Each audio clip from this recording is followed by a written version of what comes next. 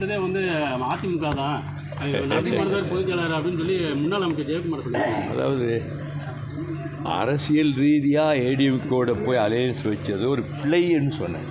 நான் ஜெயலலிதாவையோ எம்ஜிஆரையோ அண்ணாதாமிக்கோ திமுகவினரையோ ஒரு வார்த்தை நான் குறை சொல்லவில்லை. எடுத்த முடிவுகளில் நான் 19 மாதம் கொடா ஜெயிலில் இருந்துவிட்டு வந்து 7-8 மாதத்துக்கு பிறகு அதே ஆட்சி நடத்திய கட்சியோடு கூட்டு வைத்தது அரசியல் ரீதியாக பிழை.